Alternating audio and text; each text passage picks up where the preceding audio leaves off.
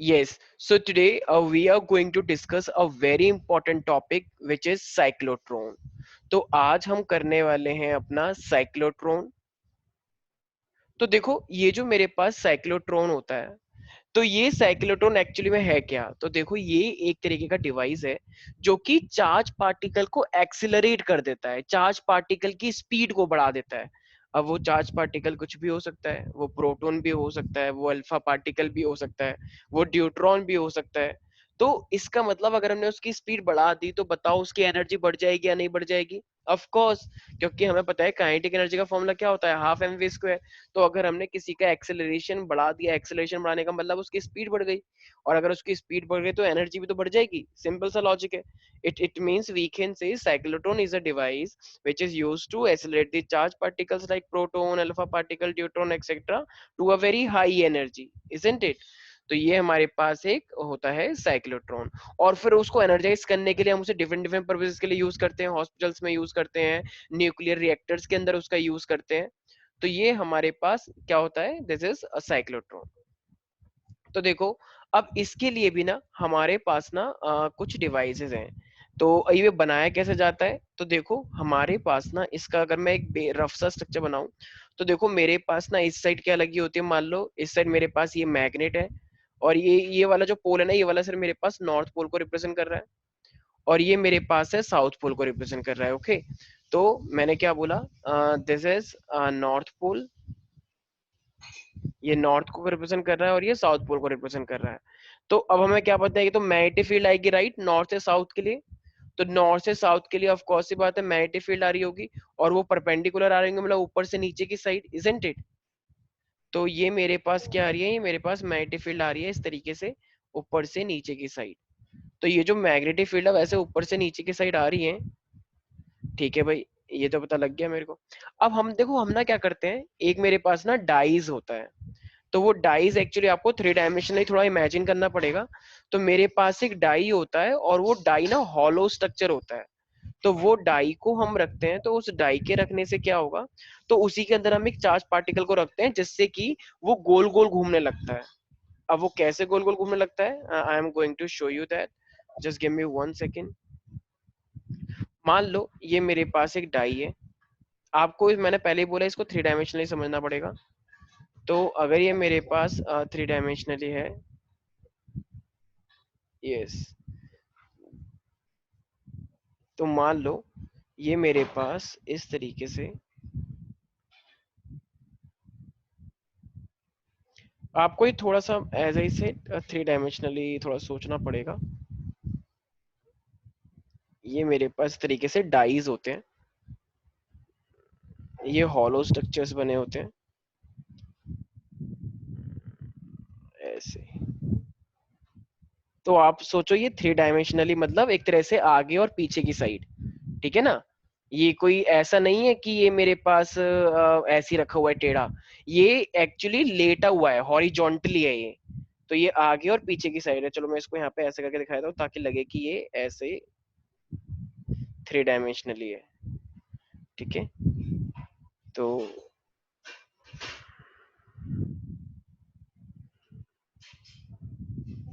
इस तरीके से ये मेरे पास डाइज हैं हॉलो। तो ये जो डाइज मेरे पास इस तरीके से आप देख पा रहे हो, ठीक है, एक्चुअली मैं स्केल से भी बना सकता था, आई होप ये वाला।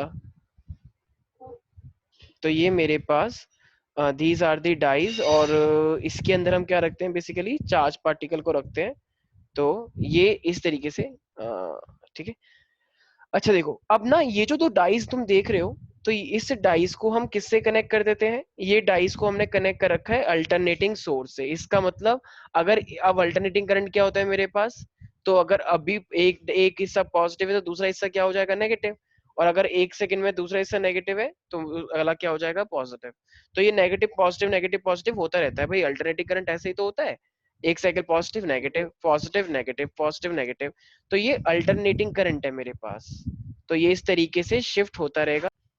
तो दीज आर दी डाइज, और ये जो नॉर्थ से साउथ की तरफ मैग्नेटिक फील्ड आ रही है, तो मैग्नेटिक फील्ड तो किसी के अंदर से भी पास कर जाएगा। और इन दो डाइज को मान लो ये D1 डाई है और ये डाई मेरे पास है D2, और ये अल्टरनेटिंग सोर्स से कनेक्टेड है। तो नॉर्थ से मेरे पास मैग्नेटिक फील्ड आ रही है और वो साउथ की तरफ जा रही है, और ये मेरे पास दो डाइज रखे हुए हैं। ठीक है, तो अब अगर देखो यहाँ पे ये दो डाइज रखे हुए हैं, तो होता क्या है, हम ना यहाँ पे देखो, अब ना मेरे पास एक चीज तो है भाई, कि मैग्नेटिक फील्ड तो हर जगह पे प्रेजेंट है, लेकिन अब जब ये अल्टरनेटिंग सोर्स से कनेक्ट है, तो देखो आपको इस तरीके से सोचना है, अगर इस पल अगर ये पॉजिटिव है, ये पूरा डाई, तो अगले ही उसी पल तो ये नेगेटिव होगा, यस और नो? भाई अल्टरनेटिंग करंट का मतलब क्या होता है, और ये साइकिल चलते रहना, पॉजिटिव नेगेटिव। तो इसका मतलब अगर ये पूरा पॉजिटिव है, ये पूरा नेगेटिव है, तो बताओ इलेक्ट्रिक फील्ड कहां से कहां जाती है? तो इलेक्ट्रिक फील्ड पॉजिटिव से नेगेटिव की तरफ जाती है ना, यस और नो? तो अब ना यहाँ पे आपको देखना है ये येलो येलो कलर का, शायद येलो येलो कलर का आपको दिखेगा नहीं, तो एक सेकंड मैं कलर लेता हूँ ग्रीन। तो ये ग्रीन देखो पॉजिटिव से नेगेटिव की तरफ, तो बताओ इस हिस्से में ये यहाँ पे इलेक्ट्रिक फील्ड है या नहीं? इसके बीच बीच में, डाइस के बीच बीच में, डाइस के अंदर नहीं, सिर्फ डाइस के बीच बीच में।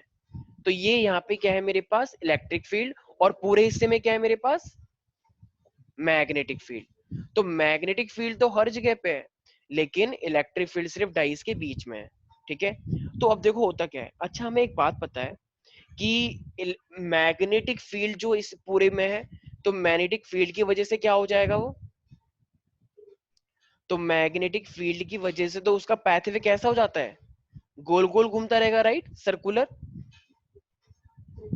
लेकिन अब मुझे एक बात बताओ, अगर मान लो आप कहीं पे रेस में भाग रहे हो और आपको बीच बीच में खाना पीना मिलता जा रहा है, बीच बीच में आपको एनर्जी मिलती जा रही है, तो बताओ आपकी स्पीड बढ़ती जाएगी या कम होती जाएगी?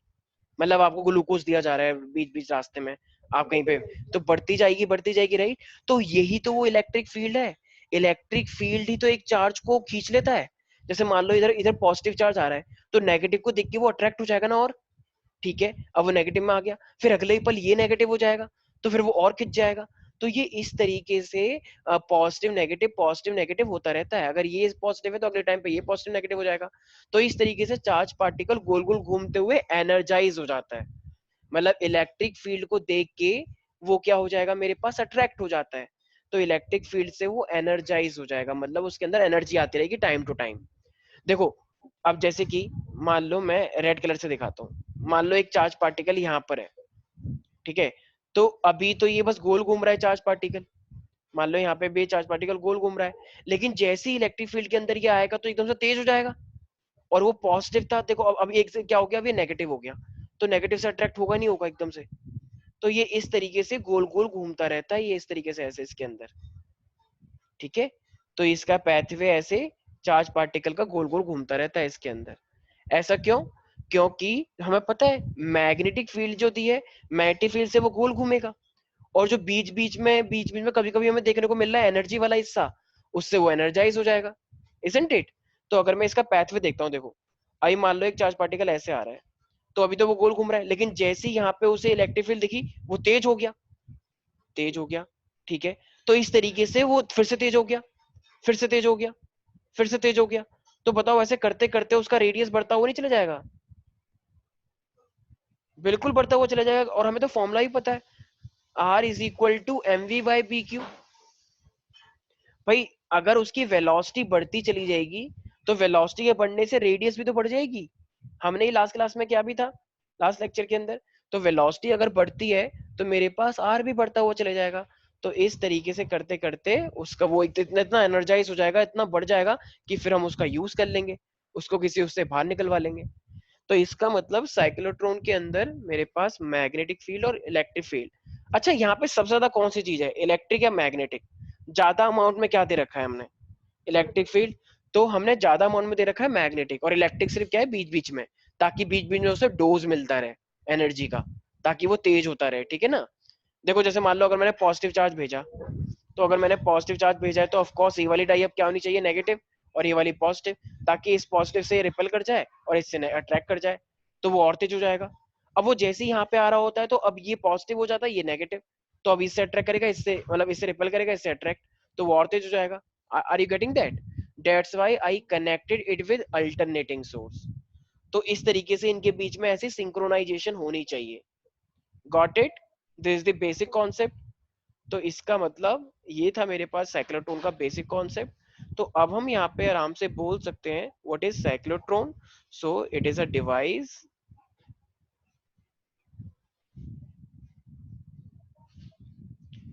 used to accelerate charged particles। तो कौन कौन से चार्ज पार्टिकल को एक्सेलरेट कर दिया जाता है? Charge particle like proton, neutrons, alpha particles etcetera to a very high energies. तो एक तरह से हमने चार्ज पार्टिकल को इतना एनर्जाइज कर दिया है तो वो हाई एनर्जी से एक्सेलरेट हो जाएगा। ओके। तो देखो अब हमें इसका प्रिंसिपल अगर बताना हो तो इसके प्रिंसिपल में हम क्या बताएंगे? देखो एक तो पहली बात, मैग्नेटिक फील्ड का यूज करके हमने उसे गोल घुमा दिया और इलेक्ट्रिक फील्ड का यूज करके हमने उसकी एनर्जी बढ़ा दी, यस और नो? तो इसका मतलब अगर मैं यहाँ पे देखूंगा इसका प्रिंसिपल क्या होना चाहिए, किस प्रिंसिपल पे ये डिवाइस काम कर रहा है? तो we can say that a charge particle can be accelerated to a very high energy when we are passing it to the electric field, yes or no? जब हम एक भी किसी भी चार्ज पार्टिकल को टाइम टू टाइम अगर electric field में पास करते रहेंगे तो उसकी एनर्जी बढ़ जाती है, राइट? और मैग्नेटिक फील्ड से पास करेंगे तो वो सर्कुलर हो जाता है, यस और no? Of course yes. So we can say एक चार्ज पार्टिकल को a charge particle can be accelerated. तो एक चार्ज पार्टिकल को हम एक्सेलरेट कर सकते हैं to a very high energy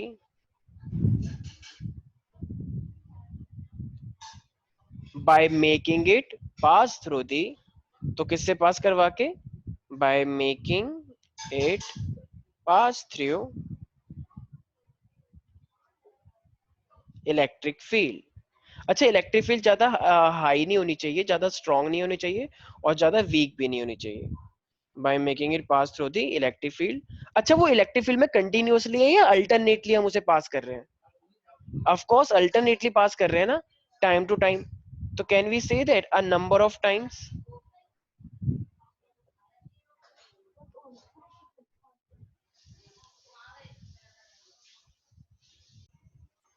so this was the principle. तो हम अच्छा यहीं पर अगर मान लो ये भी बोल दिया जाए तो मैग्नेटिक फील्ड से क्या होता है? तो मैग्नेटिक फील्ड से वो सर्कुलर घूम जाता है, उसका पाथ बढ़ जाता है ताकि उसकी स्पीड इनफ बढ़ जाए। ठीक है, तो सर्कुलर पाथवे बन जाता है। तो when we are passing it through the magnetic field then its path become circular. तो ठीक है, तो अब हमारे पास ये चीज आ चुकी है, मेरे पास डाइस था, ठीक है, जो कि हॉलो स्ट्रक्चर होता है। अब देखो अगर कोई भी चीज गोल गोल घूमती है तो हम सबको पता है कि उसमें सेंट्रीपिटल फोर्स भी होना चाहिए, राइट? तो और वो फॉर्मूला मेरा किसके बराबर होता है? M V square by R के, इजंट इट? भाई अगर कोई भी चीज हमें इनफ सर्कुलर मोशन में घुमाना है तो जो बाहर का फोर्स है और जो अंदर का फोर्स है वो हमेशा इक्वल होना चाहिए। तो हमें पता है मैग्नेटिक फील्ड के अंदर कितना फोर्स लगता है, तो मैग्नेटिक फील्ड वाला फोर्स, मैग्नेटिक फील्ड, और जो मेरे पास एक सेंटीमीटर फोर्स लगता है वो, तो वो दोनों इक्वल होना चाहिए, इजंट इट? तो भाई बाहर का फोर्स और अंदर का फोर्स इक्वल होता है। तो इसका मतलब जो मेरे पास मैग्नेटिक फील्ड वाला फॉर्मूला होगा वो क्या होगा? B Q V sine theta. तो बी क्यू वी बोलो या बी वी क्यू वी भी बोलो, तो बी क्यू वी। और ये तो देखो, अब अगर मैं यहाँ पे ध्यान से दिखाऊं तो देखो जब ये मैग्नेटिक फील्ड आई थी, जब ये मैग्नेटिक फील्ड ऊपर से नीचे आई थी और ये डाइस को मैंने हॉरिजॉन्टल रखा हुआ है, तो एंगल कितने का हुआ मैग्नेटिक फील्ड और इस चार्ज के मूवमेंट में? सोचो, मैग्नेटिक फील्ड ऊपर से नीचे आ रही है और ये चार्ज पार्टिकल ऐसे गोल गोल घूमता जा रहा है, थ्री डायमेंशनली सोचो, तो एंगल कितने का बना? 90 का बना ना, क्योंकि मैग्नेटिक फील्ड ऊपर से आ रही है और ये ऐसे गोल गोल घूमता जा रहा है रोटी की तरह, रोटी की तरह गोल गोल। ठीक है, तो वो एंगल कितने का हो गया? फिर 90 का हो गया। तो साइन 90 कितना होता है? साइन 91। तो बी क्यू बी साइन 90, तो साइन 90 तो मेरा 1 हो जाएगा। ठीक है, और सेंटीमीटर कितना दिया जाता है हमेशा? M V square by R, ये तो पढ़ा ही होगा हमेशा गोल गोल घूमने के लिए। तो हमारे पास बाहर सेंट्रीफ्यूगल फोर्स होता है और ये अंदर मैग्नेटिक फील्ड। तो कोई भी चीज गोल तभी घूम पाती है जब ये दो फोर्स आपस में इक्वल हो जाए, और इसी एमवी स्क्वायर आर को भी हम क्या बोलते हैं, नेसेसरी सेंट्रीपिटल फोर्स। तो मैग्नेटिक किसी भी चीज को गोल घूमने के लिए बाहर का फोर्स और अंदर का फोर्स इक्वल होना चाहिए, तभी वो एकदम सर्कल में घूम पा सकता है, वरना वो घूम नहीं पाता। तो मेरे पास ये एमवी स्क्वायर बार हो गया, जब भी कोई गोल घूमता है तो एमवी स्क्वायर बाय आर तो लगना ही लगना है, बाय आर। और अब यहाँ पे मैग्नेटिक फील्ड के अंदर भेजा तो मैग्नेटिक फोर्स हो गया। ठीक है भाई। तो अब मेरे पास बी क्यू वी, तो देखो साइन 90 तो 1 हो गया, तो मेरे पास वी से वी कट जाएगा, वी से वी कटा, तो इसका मतलब इस पूरे को उधर ले आओ, तो ये क्या हो जाएगा, R is equal to M V by B Q. तो ये चीज मैंने बताई भी है। देखो इलेक्ट्रिक फील्ड की वजह से तो सिर्फ एनर्जी बढ़ती है ना, तो इलेक्ट्रिक फील्ड की वजह से एनर्जी बढ़ेगी तो वेलोसिटी बढ़ गई, और वेलोसिटी बढ़ गई तो बताओ रेडियस भी बढ़ी थी नहीं बढ़ी थी। वो चार्ज पार्टिकल ऐसे करके गोल गोल घूम रहा था ना, क्यों, क्योंकि जब वो इस रीजन के अंदर आ रहा था तो उसके रीजन के अंदर इलेक्ट्रिक फील्ड थी, इलेक्ट्रिक फील्ड की वजह से उसकी वेलोसिटी बढ़ रही थी, और वेलोसिटी बढ़ रही थी तो ऑब्वियस सी बात है उसकी रेडियस भी बढ़ती चली जाएगी ऐसे। Are you getting that? तो इसीलिए वेलोसिटी बढ़ेगी तो रेडियस भी बढ़ेगी। तो ये मेरे पास पूरा मैथमेटिकली प्रूफ है यहाँ पे। ठीक है भाई। अब यहाँ पे कुछ लोग बोलते हैं कि सर टाइम कैसे निकालेंगे हम। अब देखो भाई, अब अगर ये वैसे वापस भी तो आना होगा, गोल गोल घूम रहा है, तो अब टाइम का फॉर्मूला क्या होता है इस केस में, तो टाइम का फॉर्मूला हमें पता है कि सरकमफ्रेंस अपॉन में वेलोसिटी, भाई distance equal to speed into time होता है। तो ऑफ कोर्स वो क्या हो जाएगा मेरे पास, तो पूरा जो सरकमफ्रेंस होगा वो 2 पाई आर होगा। तो I can say that we know that कि जो टाइम होता है सर्कुलर वाले केस के लिए वो होता है 2 पाई आर अपॉन में वी, वेलोसिटी। लेकिन हमें क्या, हमने रेडियस पहले से निकाल के रख लिया है बिल्कुल। तो एक काम करते हैं, 2 पाई अपॉन में वी और आर की जगह पे क्या रख देते हैं, यही जो ऊपर लिखा है ये लिख देते हैं, M V by B Q. तो मैंने M V by B Q रख दिया, तो वी से वी मेरा कट गया, तो मेरे पास क्या बचा, तो मेरे पास बचा 2 pi M divided by B Q. It means जो मेरे पास टाइम पीरियड आ गया, तो my time period is equal to 2 pi M upon में B Q. So this is my time period. अच्छा, तो ये जो टाइम पीरियड मेरा निकल के आया है, क्या ये टाइम पीरियड किसी रेडियस पे डिपेंड कर रहा है क्या, ये टाइम पीरियड क्या किसी रेडियस पे डिपेंड कर रहा है? इसका मतलब यहाँ पे देखो, यहाँ पे ये जो फाइनल है, क्या इस वाले फॉर्मूले में कोई भी रेडियस है जो हम ये मैग्नेटिक फील्ड और चार्ज का लेकर आए, नहीं। इसका मतलब रेडियस कितनी भी बड़ी हो जाए, टाइम पीरियड में रेडियस से कोई चेंज नहीं होने वाला। अगर उसकी रेडियस बढ़ गई है तो वो अपनी स्पीड को फास्ट करेगा लेकिन पहुंचेगा उतना ही टाइम में। देखो एक ये टाइम है और एक ये टाइम है इतना बड़ा, तो अब इस वाले की स्पीड कम है इसलिए इसको उतना ही टाइम लगा। लेकिन अब इतना बड़ा जब सर्कल है, इसकी रेडियस बढ़ गई, लेकिन ये अपनी स्पीड को हाई इतना कर लेगा कि टाइम इसे फिर भी उतना ही लगेगा। ठीक है। तो क्योंकि ये रेडियस पे डिपेंड नहीं कर रहा है, तो रेडियस नहीं है तो इसका मतलब सबके लिए टाइम एक जैसा लगना है। ओके। तो ये था मेरे पास टाइम आ गया। अच्छा, मुझे वैसे एक चीज और पता है, फ्रीक्वेंसी क्या होती है। फ्रीक्वेंसी होता है कि नंबर ऑफ सर्कल कितने का, नंबर ऑफ ऑसिलेशन आप कितने कर रहे हो, नंबर ऑफ सर्कुलर रोटेशन कितना है एक सेकंड में। तो जो फ्रीक्वेंसी होता है, फ्रीक्वेंसी इज इक्वल टू क्या होता है, 1/t। तो अगर फ्रीक्वेंसी 1/t होता है तो टी की जगह पे मैं क्या लिख सकता हूँ, 2 पाई एम अपॉन में बी क्यू। तो टी की जगह पे मैं क्या लिखूंगा, 2 पाई एम अपॉन में बी क्यू। तो ये बी क्यू ऊपर आ जाएगा और नीचे हो जाएगा क्या, 2 पाई एम, तो बी क्यू अपॉन में 2 पाई एम, राइट। तो इसका मतलब बस जब फ्रीक्वेंसी का उल्टा 1/t है तो बी क्यू अपॉन में 2 पाई एम हो जाएगा, सिंपल, राइट। तो t is equal to 2 pi M upon B Q और frequency is equal to B Q by 2 pi M. I hope this is quite simple. तो ये मेरे पास है, time के लिए भी आ गया। अच्छा, अब ना यहाँ पे कुछ लोग बोलते हैं कि सर जैसा आपने बोला था कि साइक्लोट्रॉन जो है वो पार्टिकल्स की स्पीड को बढ़ा देता है, एनर्जी को बढ़ा देता है, मतलब देखा जाए तो सर आप एनर्जी भी निकाल के दिखाना कितनी हो जाएगी, और वो इस पे क्वेश्चन आता भी है, ये सिर्फ मैं अपने आप नहीं बोल रहा हूँ, ये सच में आता है। तो देखो, अभी अभी जैसे कि हमने देखा आर फॉर्मूला क्या आया था, R is equal to M V by B Q निकाला हमने, तो इससे वेलोसिटी कितनी निकल जाएगी जरा देखना।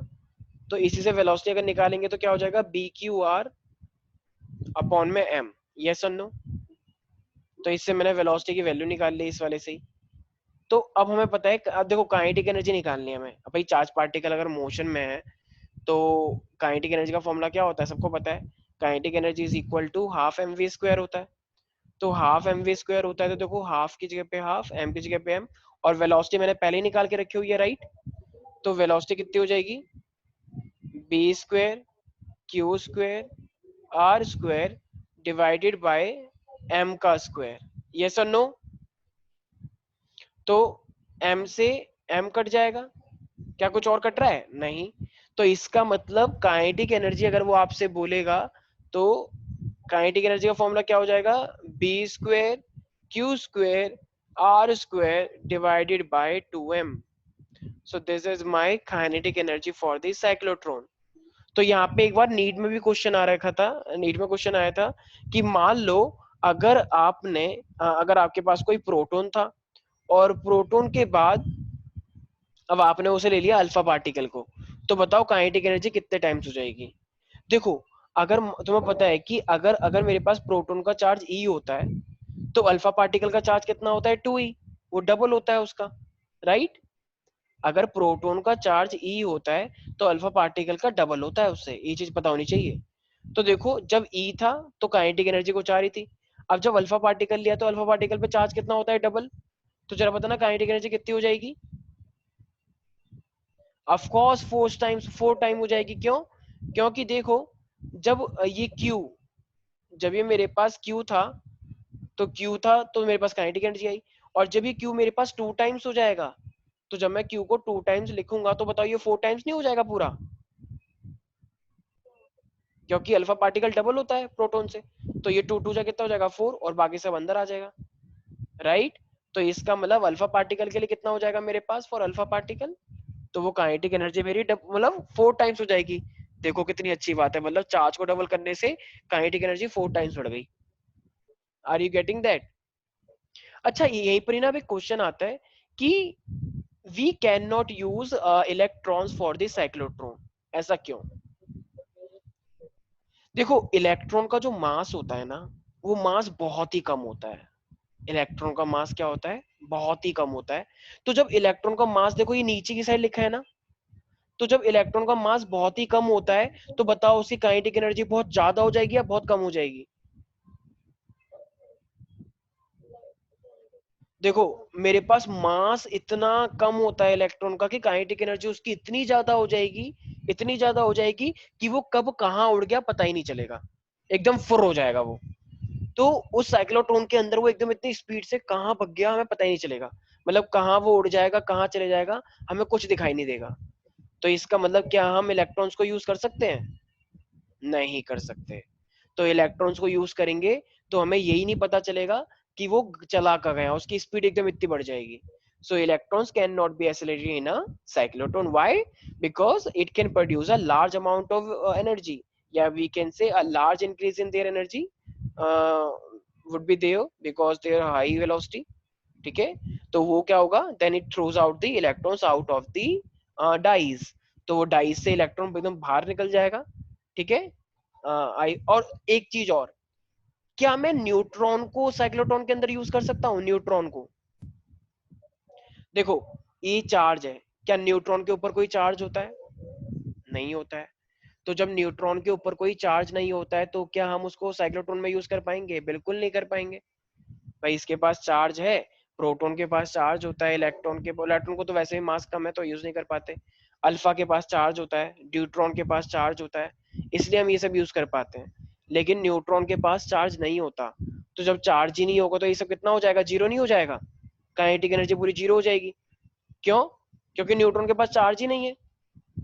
तो इसका मतलब बताओ, ये साइक्लोट्रॉन के अपने आप के अंदर ही कुछ ना कुछ ये लिमिटेशंस है या नहीं है, बिल्कुल अभी जो मैंने बताया सब लिमिटेशन ही तो है साइक्लोट्रॉन की। सबसे पहली बात कि you can not use electron, can't be used, क्योंकि उसका मास इतना कम होता है कि उसकी एनर्जी इतनी ज्यादा हो जाती है कि वो आउट ऑफ द साइक्लोट्रॉन चले जाएगा, बिल्कुल ही अलग। दूसरी बात, न्यूट्रॉन्स को यूज नहीं कर सकते क्योंकि उसके पास तो चार्ज ही नहीं है, तो जब चार्ज ही नहीं है तो यूज कैसे करोगे, neutrons can not be used. अच्छा, और इसके अंदर ना एक सिंक्रोनाइजेशन होनी चाहिए। क्यों, देखो जैसे कि मैंने बताया कि ये थे मेरे पास डाइस, ठीक है। मान लो अगर ये पॉजिटिव है ये नेगेटिव है, तो अब ये मान लो, तो ये जो मेरे पास पॉजिटिव चार्ज है वो पूरा कंप्लीट होना चाहिए, पूरा कंप्लीट चक्कर होगा तभी तो इसे चेंज होना चाहिए। मान लो एक पॉजिटिव चार्ज इस नेगेटिव प्लेट के अंदर एंटर करा और ये तुरंत ही पॉजिटिव हो गया, तो फिर तो सब गड़बड़ हो जाएगा ना। फिर तो वो वापस जाने की जगह, मतलब आगे जाने की जगह वापस भी हो सकता है। क्यों? क्योंकि वो एकदम पहले ही पॉजिटिव नेगेटिव हो गया। तो इनके अंदर एक सिंक्रोनाइजेशन होनी चाहिए। ये वाला नेगेटिव तभी होना चाहिए जब वो पॉजिटिव चार्ज यहां पर आ जाए, ताकि वो इसे अट्रैक्ट कर पाए। तो इनके बीच में सिंक्रोनाइजेशन होनी चाहिए। तो इसी के लिए एक अच्छा सा डिवाइस बनाया गया जिसका नाम क्या रखा गया, सिंक्रोट्रॉन। तो उसके अंदर सिंक्रोनाइजेशन बहुत अच्छा होता है। ठीक है, तो सिंक्रोनाइजेशन प्रॉब्लम हो सकती है। भाई देखो, अगर पॉजिटिव चार्ज आ रहा है तो अगली वाली प्लेट में नेगेटिव होना चाहिए, तभी तो वो अट्रैक्ट होगा। लेकिन अगर पॉजिटिव चार्ज आ रहा है और अगली वाली प्लेट भी पॉजिटिव हो गई, तो फिर तो वो रिपल करके वापस नहीं आ जाएगा। तो इसीलिए सिंक्रोनाइजेशन इसके अंदर होना चाहिए। तो ये है इसके लिमिटेशन। ठीक है। अच्छा, तो साइक्लोट्रॉन का क्या काम होता है? जैसे कि मैंने बताया क्या क्या यूजेस होते हैं, मैंने बताया ना। इसका न्यूक्लियर न्यूक्लियर रिएक्शंस के अंदर यूज करवाते हैं। ठीक है। ये हाई बेसिकली देखा जाए तो पहली बात तो न्यूक्लियर स्ट्रक्चर के अंदर, न्यूक्लियर इन्वेस्टिगेशंस के अंदर यूज होता है स्पीड बढ़ाने के लिए। हम बम्बार्डमेंट करवाते हैं प्रोटॉन की। ठीक है। तो और ये पार्टिकल्स की हाई एनर्जी दे देता है। तो ये पार्टिकल को हाई एनर्जी देगा तो उसको हम वेरियस पर्पसेस के लिए यूज करते हैं। तो high energy particles atomic reactors के अंदर भी यूज होते हैं। एटॉमिक रिएक्टर्स के अंदर आगे जाके पढ़ेंगे हम, जब चैप्टर पढ़ेंगे न्यूक्लियर, तो वहां पे आएगा। तो एटॉमिक रिएक्टर्स के अंदर भी इसका काफी ज्यादा यूज होता है। ओके। और लास्ट, ऑफ कोर्स हमारे पास बहुत सारे आइसोटोप्स होते हैं, इनका डायग्नोसिस मतलब हॉस्पिटल्स में भी इनका यूज हो सकता है। तो बहुत सारे रेडियो एक्टिव आइसोटोप बनाए जा सकते हैं। तो ये हॉस्पिटल्स के अंदर किस चीज के लिए, डायग्नोसिस और ट्रीटमेंट में भी इसका यूज होता है। Diagnosis and treatment. तो साइक्लोट्रॉन का काफी ज्यादा यूजेस है। तो ये सब चीजें हमने पढ़ी हैं बेसिकली इस साइक्लोट्रॉन के लिए। तो यहाँ पे इतना ही मोर देन इनफ है इस पूरे साइक्लोट्रॉन के लिए, एंड आई होप समझ में आ चुका होगा। तो हमने साइक्लोट्रॉन पूरा पढ़ लिया है। तो अब हमारे पास एक न्यूमेरिकल है। मान लो मैं सिर्फ कंटेंट लिख रहा हूँ, मैं लैंग्वेज नहीं लिख रहा।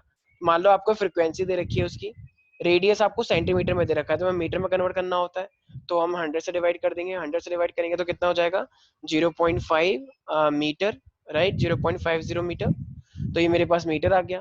मास आपको 3.34 इंटू 10⁻⁻27 केजी क्वेश्चन में दे रखा है। और चार्ज भी आपको दे रखा है। तो कह रहा है पहले तो आप मैग्नेटिक फील्ड निकालो और उसके बाद आपको काइनेटिक एनर्जी निकालनी है। तो देखो, जैसे कि मैंने अभी देखो फ्रिक्वेंसी उसने दे रखी है तुम्हें। अगर फ्रिक्वेंसी दे रखी है तो फ्रिक्वेंसी का थोड़ी देर पहले मैंने फॉर्मूला लिखवाया था, इफ यू रिमेम्बर। तो फ्रिक्वेंसी का फॉर्मूला क्या होता है, जैसे कि मैंने लिखवाया था, एफ सी, तो बी क्यू अपॉन में 2 पाई एम, रिमेम्बर एवरीबडी। तो बी क्यू अपॉन में 2 पाई एम, जैसे कि देखो यहाँ पे मैं दिखा देता हूँ। देखा ना, ये रहा फ्रिक्वेंसी। अभी तो हमने करा ये। तो फ्रिक्वेंसी मेरे पास टाइम का रेसिप्रोकल होता है, और ये मेरे पास किसके बराबर है, B Q upon 2 pi M के। तो इसका मतलब जब B Q upon 2 pi M है तो मेरे को सब कुछ दे रखा है तो निकल जाएगा। तो भाई बी को इधर रख लेते हैं, बाकी सबको उधर ले जाते हैं। तो ये मेरे पास क्या हो जाएगा, फ्रिक्वेंसी इंटू में 2 इंटू में पाई इंटू में एम डिवाइडेड बाय, और ये हो जाएगा मेरे पास क्यू। तो अब बस सारी वैल्यू पुट करो, अपने आप आंसर आएगा। फ्रिक्वेंसी जो पाई हो गया 3.14, और 10⁻7 फ्रिक्वेंसी दे रखा है, और 3.3 मतलब मास दे रखा है हमको। ठीक है ना।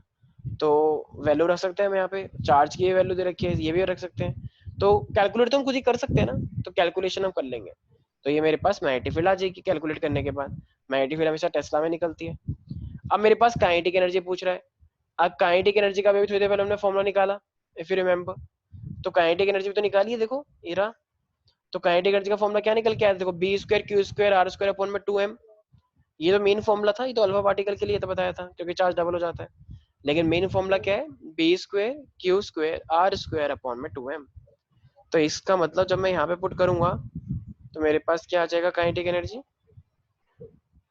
तो maximum kinetic energy would be equal to, we can say Q square B square R square is equal to 2m। देखो मैक्सिमम काइनेटिक एनर्जी वो वैसे इसलिए भी बोलता है क्योंकि हमें साइन थीटा 90 रखना पड़ता है, और ये कंडीशन हमने वैसे भी 90 करके ही लगाई है, तो मैक्सिमम लिखे ना लिखे तभी वही आएगा। अब देखो हमें चार्ज पार्टिकल भी दे रखा है, मैग्नेटिक फील्ड अभी हम निकाल लेंगे ऊपर यहाँ से, रेडियस भी दे रखी है, एम भी दे रखा है, तो क्या कैलकुलेट करके निकल जाएगा। बहुत सिंपल, सिंपल फॉर्मूला लगाना था हमें और कुछ करना ही नहीं था, राइट।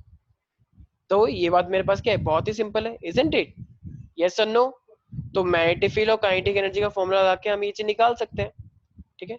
अच्छा, मान लो अगर मान लो आपको एक क्वेश्चन और दे रखा हो, मान लो कि अगर सिंपल, कभी कभी ऐसे क्वेश्चन भी आते हैं कि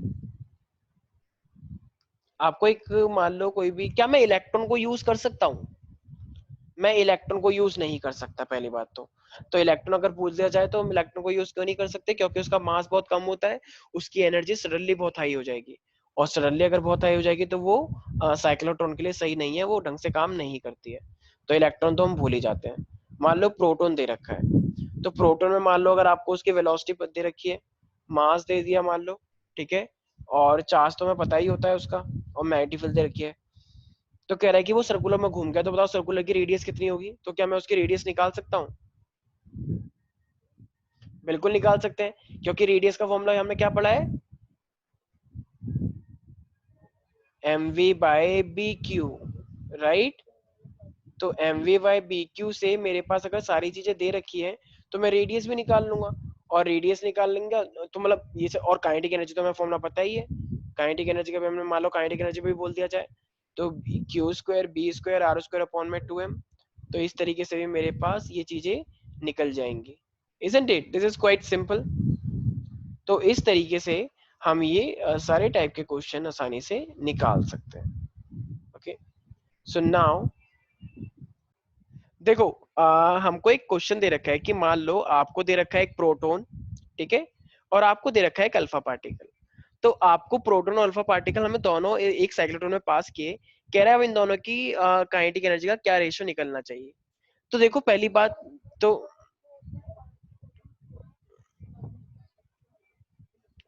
हमारे पास जो वैसे काइनेटिक एनर्जी का फॉर्मूला है वो क्या होता है, तो B square Q square R square upon में 2m, यस और नो। तो this is my basic formula, ठीक है, ये काइनेटिक एनर्जी का फॉर्मूला मैंने ड्राइव किया है और हमें पता भी है। अब इन दोनों का रेशियो पूछा हुआ है, तो देखो हमें एक बात पता है, मान लो अगर प्रोटॉन का चार्ज मान लो Q होता है या E होता है, तो अल्फा पार्टिकल का डबल होता है, राइट। तो इसका चार्ज 2Q हो जाता है, ये मैंने बताया भी था अभी। और अगर मैं बोलूं कि ये प्रोटॉन का मास अगर m होता है, तो रिमेंबर दैट अल्फा पार्टिकल का मास उसका 4 टाइम्स होता है, तो मास कितना होता है इसका 4 टाइम्स, और चार्ज कितना होता है 2 टाइम्स। अल्फा पार्टिकल ना एक तरह से क्या होता है, हीलियम जैसा होता है, हीलियम। तो ये 2Q, मतलब एक तरह से 2 चार्ज, और ये मेरे पास इसका मास 4, हीलियम का भी 4 मास होता है और 2 मतलब इलेक्ट्रॉन्स होते हैं, तो इसलिए ये अल्फा पार्टिकल से दुगना चार्ज होता है और 4 टाइम्स ऑलरेडी मास होता है। तो जरा अगर मैं लगाऊं, देखो अगर मैं देखो चलो ये तो प्रोटॉन के लिए हो ही गया, ठीक है, सेम। अगर मैं यही काइनेटिक एनर्जी किसके लिए लगाऊंगा, अल्फा पार्टिकल के लिए, तो बी तो सेम ही है, लेकिन क्या चार्ज सेम है, नहीं, चार्ज तो मेरा 2 टाइम्स हो गया, तो 2Q स्क्वायर, ये मेरे पास आर का स्क्वायर डिवाइडेड बाय, और m कितना है, ये मेरे पास 4 टाइम्स, तो m की जगह पे मैं क्या लिख दूंगा, आप 4m लिख दूंगा, इजंट इट। तो मेरे पास क्या बन जाएगा देखो, तो ये बन जाएगा मेरे पास 2 2 जा 4, तो ये 4 आ जाएगा बाहर, और ये बन जाएगा B square Q square R square, और ये भी 4 है मेरे पास, और ये हो जाएगा मेरे पास 2m।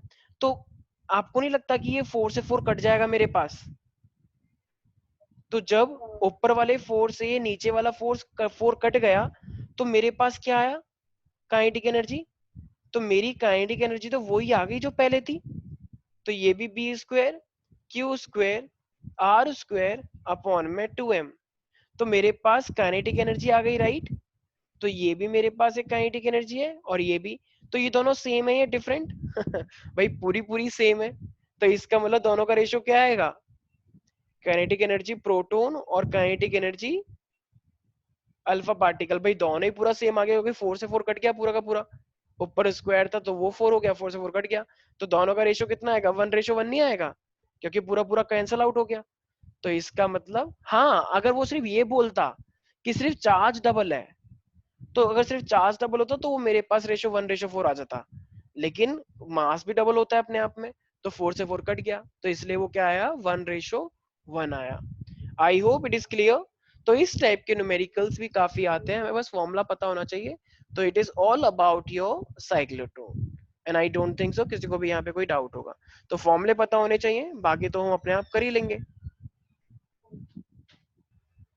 तो इसी टाइप के मोस्टली न्यूमेरिकल्स आते हैं, ठीक है। तो न्यूमेरिकल कोई ज्यादा यहाँ पे बहुत टफ नहीं है, सिंपल हमें फॉर्मुलेस पता होने चाहिए, ठीक है। और प्रोटॉन और अल्फा वाला तो आता ही है मोस्टली, इलेक्ट्रॉन क्यों यूज नहीं कर सकते, तो ये सब रीजन हमें पता होना चाहिए, ठीक है।